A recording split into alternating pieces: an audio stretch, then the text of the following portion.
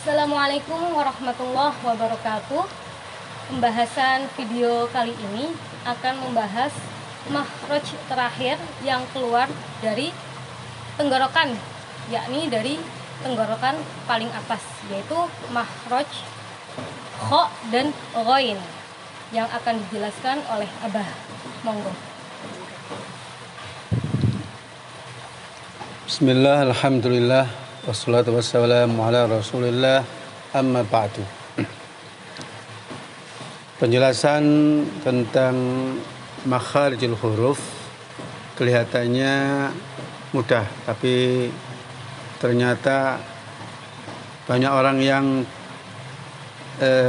tidak menduga ternyata agak sulit gitu ya. Karena maklum saja karena makhraj ini adalah makhraj huruf-huruf Arab yang sangat banyak perbedaan dengan huruf selain Arab, baik itu Indonesia, Jawa maupun bahasa-bahasa lain. Di antaranya adalah makhraj huruf ghain. Huruf ini namanya ghain. Jangan lagi kita sebut ghin. Orang menyebut tetangganya yaitu ain, maka dia pun hampir sama, ghain bukan ghin. Huruf ghain huruf yang dikeluarkan dari tenggorokan paling atas bersamaan dengan huruf kha. Akan tetapi kha agak lebih menekan sedikit daripada ghain, atau lebih mencekik sedikit daripada ghain. Jadi untuk makhrajnya yang terpenting untuk ghain ini adalah ngorok. Istilah lain adalah suara kotor keluar dari tenggorokan. Hati-hati jangan sampai mengeluarkan ghain ini tidak ada ngoroknya. Umpamanya orang membaca ma'auna, dibaca ma'auna, dan ini banyak terjadi ya. Begitu. Adapun sifat-sifatnya, yang pertama, ghain ini dikeluarkan tidak disertai dengan mengalirnya angin. Nanti berbeda dengan kawannya yaitu kha. Jadi kha itu ada ngowosnya. Kalau ghain tidak. Au, yang kha-nya seandainya tangan diletakkan di depannya, maka untuk ghain au tidak terasa ada angin yang mengalir. Sifat yang kedua yaitu sifat rikhwah atau rokhawah. Apa itu rokhawah? Yaitu sifat mengalirnya suara menyertai dengan keluarnya huruf. Ya, kalau tadi angin mengalir, yang sekarang ini suara mengalir. Kalau enggak segera bisa memahami ini, bahwa ketika huruf keluar itu ada kalanya angin bersama suara bareng-bareng, ada kalanya angin saja, ada kalanya suara saja. Kalau tidak segera difahami ya susah untuk bisa paham ya. Sudah saya jelaskan bahwa orang mengucapkan au. Nah, ini ternyata yang mengalir hanya suara. Angin tertahan. Sekali lagi untuk sifatnya ghain itu angin tertahan. Kalau menurut istilah ilmu tajwidnya adalah apa? jahar. Kemudian suaranya mengalir. Istilah tajwidnya rokhawah. Lawannya adalah syiddah, menahan suara. Ya. Dan sifat yang ketiga yaitu isti'ala. Coba perhatikan kata-kata isti'ala. Salah satu sifat huruf ini terdiri dari kata-kata dasar ala, al-ulu, ya. Ala, atas, ya. Ista'ala, mengataskan, yakni menaikkan. Maksudnya adalah ketika kita mengucapkan huruf itu, tenggorokan dinaikkan. Sampai di sini belum mencukupi karena umumnya orang mengira bahwa yang dimaksudkan menaikkan tenggorokan itu adalah pucuknya.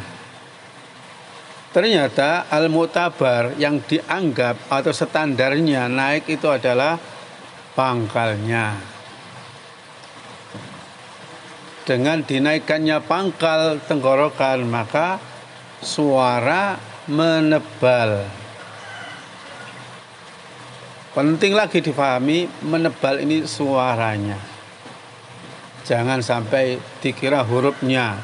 Jadi suara huruf itu menebal. Umpama ghain dibaca gha, tipis. Oh, tebal. Ya. Atau lebih mudahnya, tebalnya huruf itu adalah suara huruf dari a menjadi o.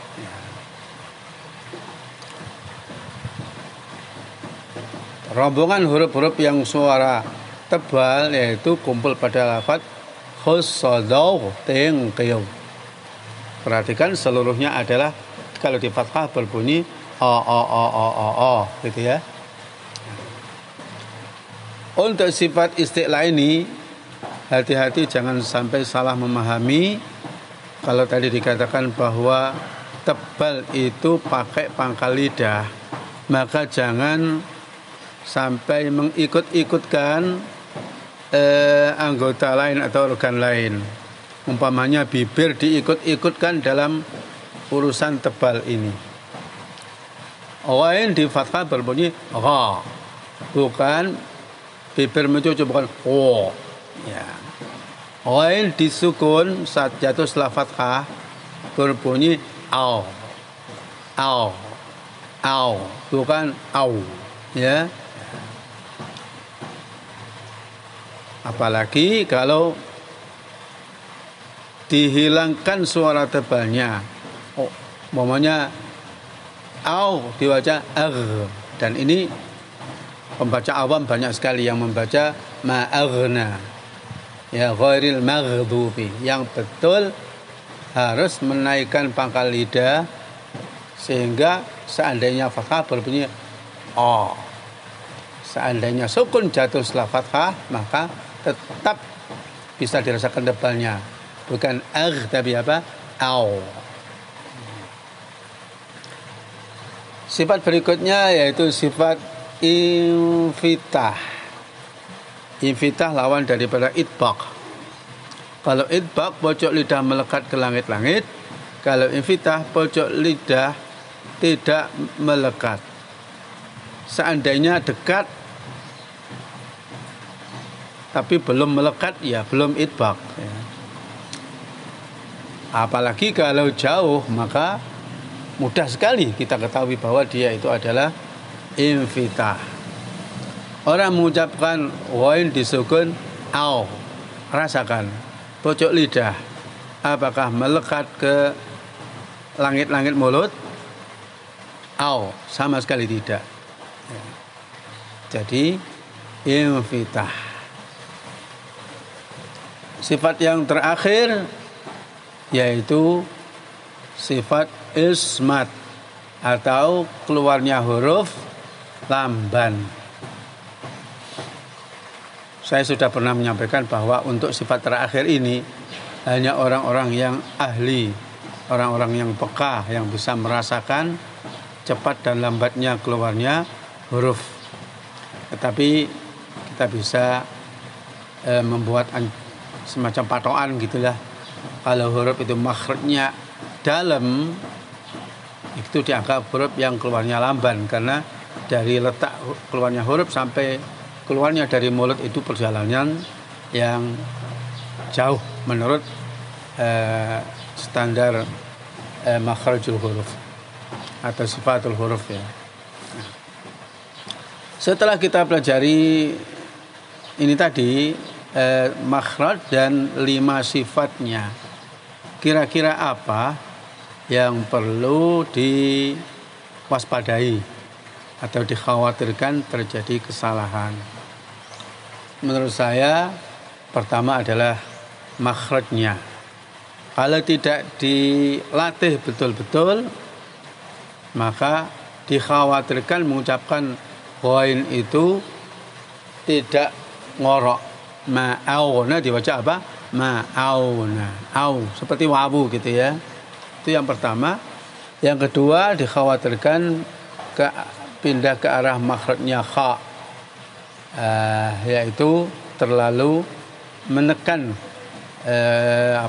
dinding-dinding tenggorokan. Au menjadi nah ya. Dan ini tidak begitu banyak. Yang banyak kesalahan adalah kurang ngorok ya. Kesalahan yang lain yang biasa terjadi yaitu suaranya tidak dilepas. Ya, ini suaranya ditahan. Mestinya au ya, atau dialirkan ma'auna, auna, tapi dibaca ma'agna. Agak, apalagi kalau agak sudah terlalu jauh gitu ya. Nah. Kesalahan berikutnya yaitu cara menebalkannya. Mestinya fathah berbunyi gha, tapi dia kurang ke arah o. Ya. Umpamanya wallahul ghani ya. Gha menjadi gha. Ya. Kalau sukun lebih banyak lagi, orang baca au dibaca ag. Kesalahan lagi di sini adalah melebih-lebihkan au. Ya, au. Jadi demikian untuk penjelasan makhraj dan sifat huruf ghain. Ada pertanyaan? Setelah Abang menjelaskan tentang makhraj yang keluar dari atas tenggorokan, yaitu makhraj ghain dan kha. Nah, sekarang saya ingin bertanya, saya pernah mendengarkan bahwasanya untuk membedakan antara dua makhraj atau lebih, itu kita harus mengetahui sifat-sifatnya. Apakah benar? Atau kita cukup tahu melalui makhrajnya saja? Betul, orang banyak yang mengatakan seperti itu ya. Kok bisa huruf itu makhrajnya sama, terus kok bunyinya berbeda? Jawabnya enak saja, ya sifatnya nanti yang membedakan ya. Seperti monyet tak dengan to ya, makhrajnya sama. Ya tak itu kan tipis ta, yang to itu to tebal, yang tak ada amesnya, yang to tidak ya. Sepertinya begitu selama ini ya. Tapi sebenarnya huruf itu apabila makhrajnya sama dengan yang lain, sama persis ya, maka sebenarnya ada perbedaan. Hanya perbedaan di sini adalah perbedaan cara bekerjanya. Umpamanya ghain dengan kha itu sama-sama dari tengah tenggorok, dari tenggorokan paling atas ya, sama dari sana. Hanya saja untuk kha itu agak lebih ditekan gitu ya, sehingga ngoroknya lebih keras, lebih jelas daripada ghain. Jadi untuk kha dan ghain apa perbedaannya makhrajnya? Yaitu kerja tenggorokannya, di mana yang ghain agak longgar, yang kha akan lebih mencekik. Itu saja. Ya. Adapun latihan-latihannya silahkan Anda menggunakan tau. Sampai sudah menemukan ghain dalam keadaan fathah, bagaimana menebalkannya? Kalau ghoi bagaimana? Apakah tetap tebal? Jadi menjadi ghoi. Seluruh huruf isti'la khussadawtin qiyam, yang termasuk diantaranya adalah ghain, itu dalam keadaan apapun, fathah, dhammah, kasrah, itu tetap ada tebalnya, tetapi menjadi berkurang. Katakanlah menjadi tinggal sepertiga saja. Kenapa? Ada pertentangan antara tebal dengan kasrah. Kasrah itu identik tipis, tapi huruf itu asli huruf yang punya sifat tetap, yaitu tebal. Jadi prakteknya kalau ghain kasrah, jangan ghi. Kalau begini tipis ya. Jangan oi. Lah ini nanti menyalahi apa? Adanya kasrah itu tipis. Jadi sehingga kasrah dipaksakan menjadi tebal. Yang betul ya oi, jangan ghi, tapi apa? Oi,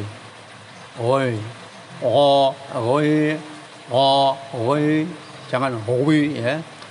Apalagi kalau sampai menjadi oi ya.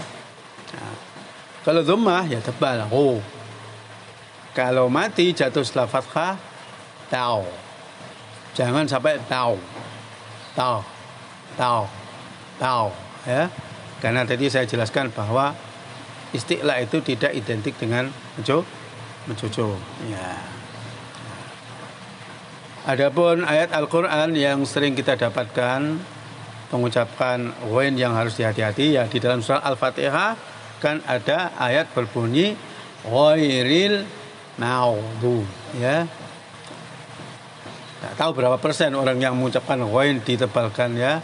Masih banyak sekali yang ghairil maghdubi. Kemudian ma aghna anhu maluhu wa ma kasaba.